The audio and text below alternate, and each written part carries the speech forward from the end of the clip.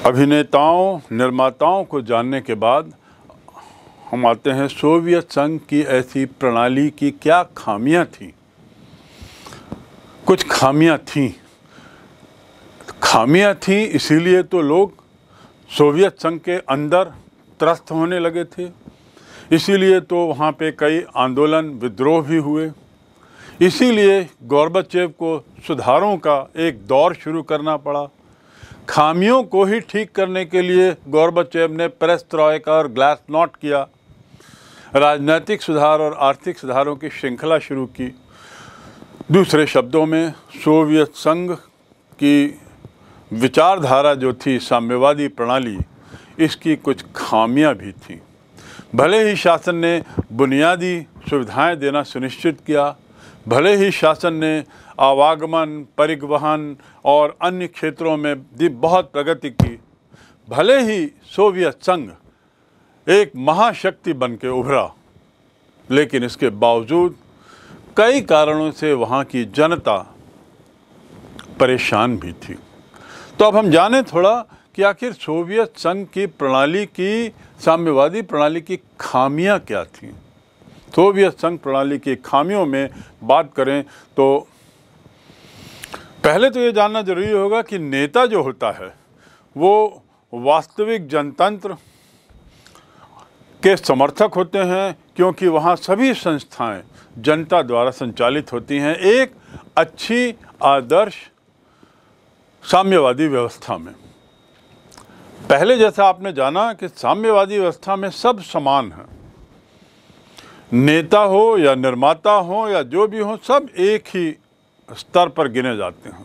ये तो हुआ विचारधारा के तौर पर, थ्योरी में, और ये सभी लोग जनतंत्र के समर्थक होते हैं और सारी संस्थाएं जनता द्वारा संचालित होती हैं, यानी जनता ही सर्वोपरि। पर दुर्भाग्य से जब व्यावहारिक उसमें आते हैं तो कुछ दिक्कतें सामने आती हैं। एक दलीय शासन सामने आने लगता है।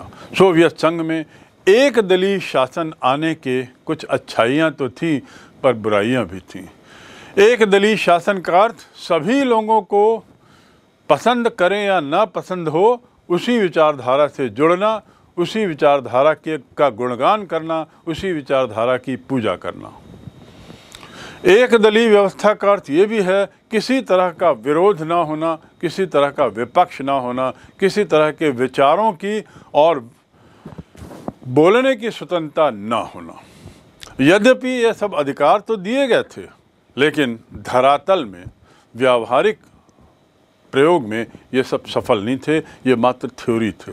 और इस प्रकार हम कह सकते हैं कि एक दलीय शासन व्यवस्था ने वहाँ पर एक तानाशाही व्यवस्था को जन्म दिया। तानाशाही और एक दलीय साम्यवाद का वर्चस्व, उसकी पकड़, उसका नियंत्रण हो चुका था, जिससे बहुत से लोग किसी भी तरह के विपक्ष को शासन पसंद नहीं करता था, उसके कुचल देता था। और कुचलने का अर्थ उनकी आवाज़ को बंद करना, चाहे उन्हें डराकर, धमकाकर, चाहे हत्या करके, चाहे मार के, जिस भी तरीक़ों से विरोध की आवाज़ को कतई साम्यवाद में बर्दाश्त नहीं किया जाता, क्योंकि वह एक दलीय व्यवस्था, एक विचार की व्यवस्था है। तो हम देखें कि ऐसा हुआ क्यों। एक तो एक दलीय व्यवस्था जिसमें किसी भी तरह का विरोध बर्दाश्त नहीं। दूसरा, नौकरशाह जो होते हैं, जो अधिकारी होते हैं, ब्यूरोक्रेट जो होते हैं, इस साम्यवादी एक दलीय व्यवस्था में बहुत ताकतवर हो जाते हैं। उन्हीं की तूती बोलती है। तो नौकरशाह का नियंत्रण दूसरा कारण है। ये लोग सत्तावादी बन जाते हैं, यानी सत्ता का लोभ, सत्ता का लालच इन्हें कुर्सी से चिपकाए रहता है, और कुर्सी से चिपके रहने के लिए ये कुछ भी कर सकते हैं। घूस, जासूसी, हत्याएं आदि ये सब संभव था इन साम्यवादी देशों में। तो इस प्रकार ये महत्वपूर्ण दूसरा कारण है, नौकरशाही का दबाव और सत्तावादी रुख। तीसरा कारण यदि हम बात करें तो वह था कि दल का समस्त संस्थाओं पर नियंत्रण। कम्युनिज्म, कम्युनिस्ट, साम्यवादी, समाजवादी, बस यही बातें जो कर सकेगा वही ऐसे देश में पनपेगा, अन्यथा उसे निपटा दिया जाएगा। तो अगला कारण ये मान सकते हैं कि इस नियंत्रण की नीति से जनता परेशान थी। सभी तरह का नियंत्रण, इससे जनता परेशान थी। अगला कारण, सोवियत संघ जब टूटा तो 15 गणतंत्र, 15 नए राष्ट्रों में, उनमें से एक राष्ट्र था रूस भी। लेकिन जब सोवियत संघ एक था और ये 15 राष्ट्र उसके अंग थे, तो ऐसा देखा गया कि इन 15 राष्ट्रों में हर बार हर चीज़ में रूस को फ़ायदा मिलता था, रूस नाम के राज्य को। परमाणु हथियार वहीं बने थे और इसलिए वो और बड़ी शक्ति था। तो अन्य 14 राज्य सोवियत संघ के अंतर्गत, अन्य 14 राज्य रूस के एक तरीके से बड़े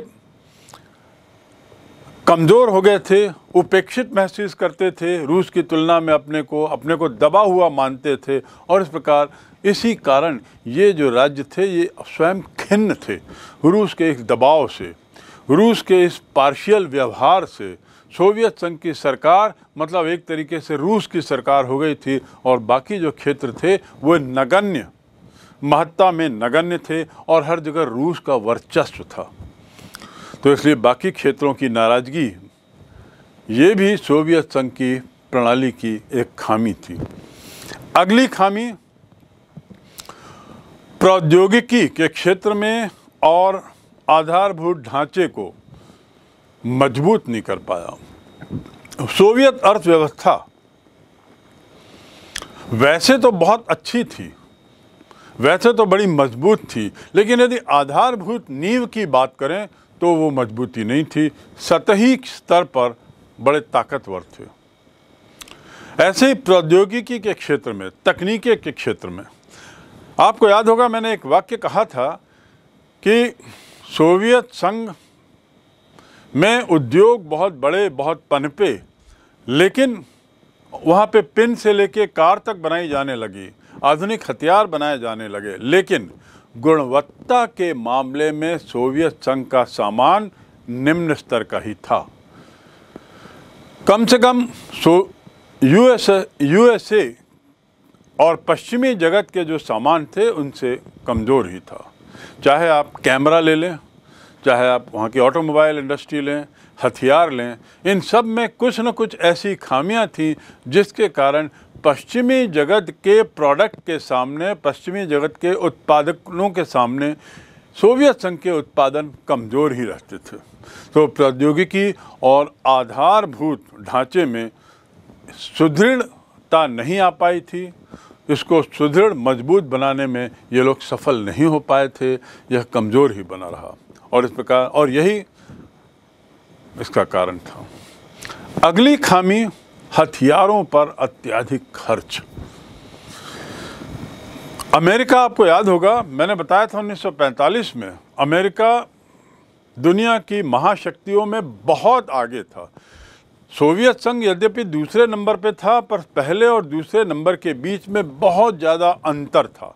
इस अंतर को कम करने की होड़ में सोवियत संघ ने पूरा ध्यान अपना हथियारों के खर्च पर, हथियारों के निर्माण पर लगा दिया, और जो अन्य सुविधाएं थीं वह उसके लिए उस हद तक कम महत्वपूर्ण थी। और उसका सोचना था कि यदि दुनिया में एक महाशक्ति बनना है, यूएसए की यदि बराबरी करना है या यूएसए से आगे बढ़ना है, तो सबसे पहले हमें हथियारों, सैन्य हथियारों के साथ शक्तिशाली होना पड़ेगा। और इस प्रकार उसने नौसेना, थल सेना, वायुसेना, परमाणु, स्पेस, इन सब पर इतना खर्च किया कि अन्य जो सुविधाएं जो मुहैया करानी थी नागरिकों को, उसमें निश्चित रूप से कमी आई और इसका असर पड़ा, जिसकी नाराज़गी जनता ने जब तब दिखाई।